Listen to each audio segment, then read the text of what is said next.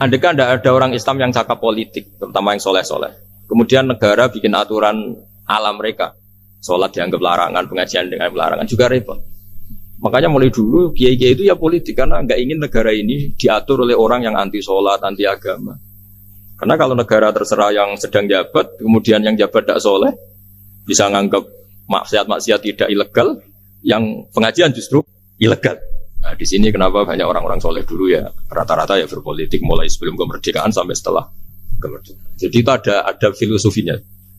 Nah, bahwa ada oknum-oknum yang tidak seperti itu ya monggo, itu oknum. Tapi sebetulnya awal-awalnya kenapa banyak orang soleh yang politik, karena nggak ingin negara ini dipimpin oleh orang-orang yang anti agama, anti kebaikan. Sehingga berkahnya apa? Berkahnya negara ini berkonstitusi secara Islami. Meskipun tidak negara Islam, tapi tadi hak asasi manusia terjaga, hak belajar, hak beragama, hak ibadah. Coba bayangkan kalau kita jadi korut, Korea Utara kan pusing. Itu uniknya, lagi-lagi ini cerita uniknya. Itu mulai dulu itu tidak ada benturan. Ketika ada Masumi, ada Partai NU, ada macam-macam. Muhammadiyah datang di Jogja itu Mbah Ahmad Dahlan itu teman dekatnya Mbah Hasyim. Saya tahu banyak tentang, namanya dulu Mbah Darwis. Itu dulu ngajinya sama pernah buyut-buyut Qiyami di sini. Dulu ngaji Mbah Soleh Darat, Mbah Ahmad Dahlan sama siapa itu Mbah Hasyim. Ketika di Mekah yang Mbah Ahmad Dahlan ngaji Syekh Khotib Minangkabau itu ya sama Mbah Hasyim. Nah kebetulan Mbah Ahmad Dahlan hidup di Jogja yang zaman itu sudah khurafatnya kayak apa, karena ada sistem agama yang sangat, menurut beliau sangat jauh dari Islam yang murni. Terus beliau revolusinya seperti itu. Yang Mbah Hasyim nempat di Jombang. Nah itu kan murni ilmu sosial, murni muqtadul khalq. Terus beliau punya metode yang berbeda, tapi nggak masalah, mulai dulu nggak masalah. Kemudian jadi kalau yang kadang-kadang memasalahkan tuh ya memang yang nggak tahu masalah. Sebenarnya dulu tuh ya biasa aja, karena ya itu urusan metode, urusan. Saya teruskan masalah ukhiyah.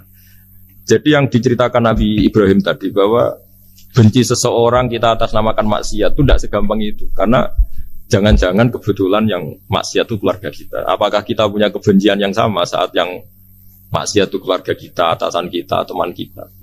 Ya kayak tadi. Kalau saya corong jodi belenjani janji, ada orang janji sama saya nggak tepat waktu, saya bisa marah, itu pasti sebabnya jelas. Itu bawaan saya nggak berjasa sama saya.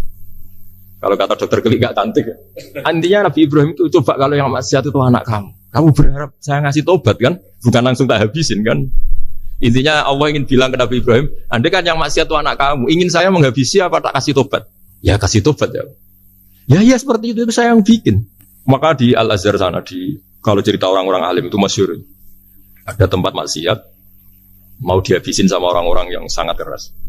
Ketemu Syekh Mutawalli Sarawi, ditanya, andai kan mereka mati saat maksiat, itu mereka ke surga apa ke neraka?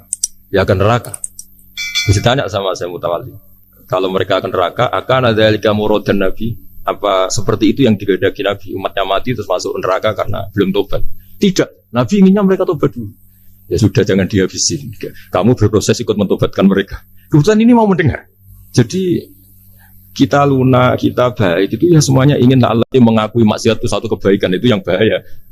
Kalau lunak sampai mengakui itu maksiat itu kebaikan, itu bahaya sekali. Tapi kita lunak karena kita ingin berproses untuk bertobat. Karena tadi kalau kita punya nurani itu mesti, andai kan yang maksiat itu anak kita, atau teman dekat kita, atau orang yang berjasa sama kita, apa kita bisa tegas? Kira-kira gimana? Waqat adabbahu ta'ala khalilahu Ibrahim fi ba'di mawatinihi al-azimah. Jadi Allah, kalau dalam bahasa Arab, memberi teguran itu namanya takdib. Makanya kalau orang nakal itu, kalau orang Jawa bilang kurang ajar. Sebenarnya ajar itu kan tahun ajaran baru. Ajar itu kan barang baik. Ya kan disebut tahun ajaran baru. Pengajaran, ajar itu kan barang. Tapi kalau kurang ajar berarti kurang baik. Itu bahasa Arabnya orang yang kurang ajar perlu diajari. Itu kalau orang Arab bilang ditakdib, diwarai toto kromo, diadabkan. Jadi belum punya adab diadab.